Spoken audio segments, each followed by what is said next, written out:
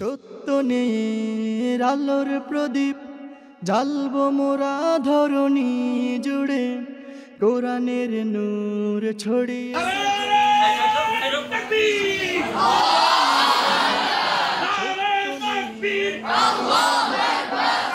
জ্বালবো মোরা ধরণী জুড়ে, কোরআনের নূর ছড়িয়ে দেব মোরা কোটি মানুষের অন্তরে। বাতিলি আধার কেটে জ্বালবো নূরের মশাল, ইমানের পথ হারা মানুষের প্রতি মোরা। জামিল ফারহান ইন্ডিয়া থেকে আমার জন্য গিফট নিয়ে এসেছেন। আমরা আমাদের পাকিস্তানি মেহমান যিনি উপস্থিত আছেন ওনাকে দিয়ে এই গিফটটা আনবক্সিং করতেছি। তাহফিজুল কোরআন, তাহফিজুল কোরআন।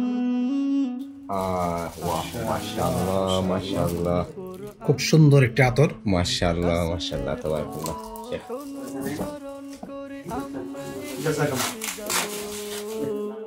প্রভুর মহাবাণী কোরআন মেনে জীবন গড়ে যাব রাসূলের। আজকে আমরা খুব খুশি যে আমাদের মাঝে আজকে জামিল ফারহাত এসেছে।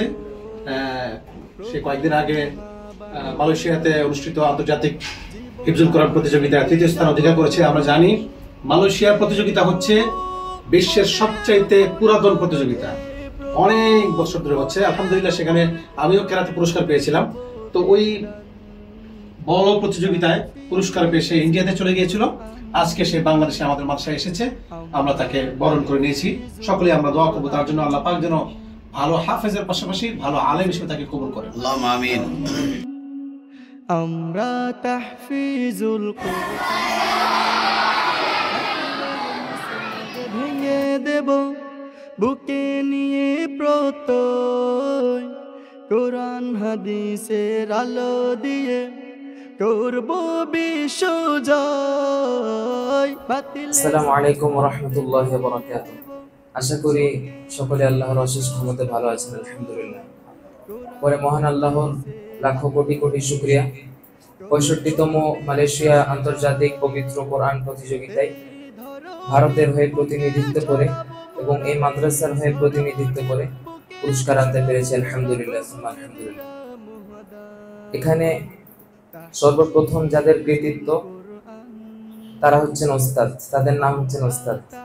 এবং ওস্তাদের অন্যতম যার সব থেকে বেশি কৃতিত্ব আমার পাশে বসা প্রিয় ওস্তাদ হাফেজ কারি নাজমুল হাসান হাফিজাহুল্লাহ ওস্তাদ। আমি খুবই সৌভাগ্যবান যে ওস্তাদজি শুধুমাত্র আমার প্রতিযোগিতার তেলাওয়াত শোনার জন্য মালয়েশিয়া গিয়েছিল। এটা মালয়েশিয়া সফরটা আমার চিরজীবন মনে থাকবে ইনশাআল্লাহ।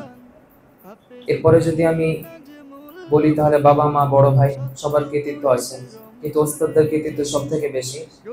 ওস্তাদ যদি রাতকে রাত না ভেবে দিনকে দিন না ভেবে কঠোর পরিশ্রম করেছেন, যদি ওস্তাদ এত পরিশ্রম না করতেন তাহলে আলহামদুলিল্লাহ তাহলে আমি আজকে এ পর্যন্ত আসতে পারতাম না। তো প্রিয় ওস্তাদকে অনেক অনেক ধন্যবাদ এবং ওস্তাদের জন্য আমি অনেক দোয়া করি যেন আল্লাহ তাআলা ওস্তাদকে নেক হায়াত দান করুন, এবং সকলে আমার জন্য দোয়া করবেন যেন আমি বড় আলেম হতে পারি। বিসমিল্লাহির রহমানির রহিম। قل إنما يوحى إلي أنما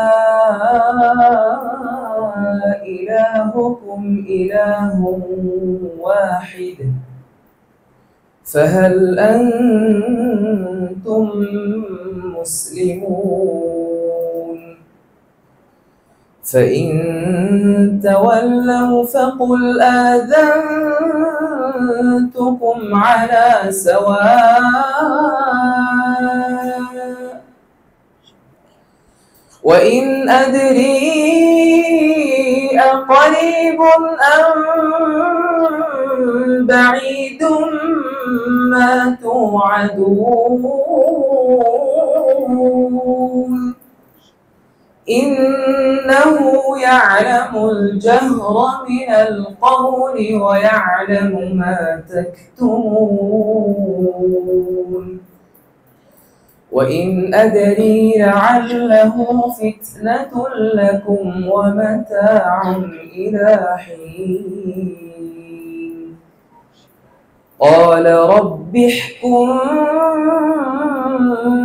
بالحق وربنا الرحمن قال رب احكم بالحق وربنا الرحمن المستعان على ما تصفون صدق الله العظيم. اللهم آمين. ربنا ظلمنا أنفسنا وإن لم تغفر لنا وترحمنا لنكونن من الخاسرين.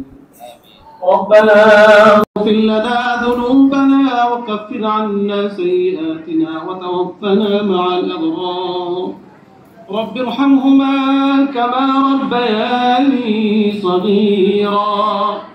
رب ارحمهما كما ربياني صغيرا. رب اجعلني مقيم الصلاة ومن ذريتي ربنا وتقبل دعاء. ربنا اغفر لي ولوالدي وللمؤمنين يوم يقوم الحساب.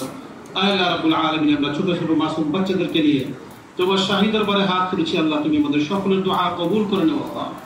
আল্লাহ খাস করে আমাদের সকলকে তুমি মাফ করে দাও। আল্লাহ হাফেজদেরকে নিয়ে যারা কোরআনের শিক্ষক হিসেবে আছেন, আল্লাহ যারা নিজেরা কোরআন শরীফ শিখেছেন এবং অপরকে শিক্ষা দিচ্ছেন, তাদেরকে নিয়ে হাত তুলেছি। যারা কোরআনের কারি তাদেরকে নিয়ে হাত তুলেছি। আল্লাহ দাড়ি পাকা লোকদেরকে নিয়ে হাত তুলেছি। আমাদের সকলের দোয়া তুমি কবুল করো। আল্লাহ আমাদের সকলকে হাফেজ হক্কানি হাফেজ আলেম হিসেবে কবুল করো। আমাদের সকলকে মাফ করে দাও। আল্লাহ আল্লাহ জামিল ফরহাদ ইন্ডিয়া থেকে এসেছে, অনেক দূর থেকে এসেছে, অনেক কষ্ট করে সে বাংলাদেশে আসে। আল্লাহ তাকে তুমি আলেম হিসেবে কবুল করো। আল্লাহ আল্লাহ সে এই বছর মাদানী হিসাবে পড়বে। আল্লাহ তাকে ভালো আলেম হিসেবে কবুল করো। আল্লাহ তাকে আলেম হিসেবে কবুল করো।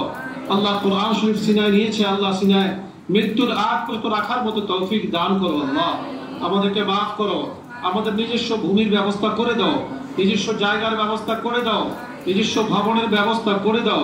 আল্লাহ এই মাদ্রাসার নিজস্ব জায়গার ব্যবস্থা করে দাও, নিজস্ব ভবনের ব্যবস্থা করে দাও।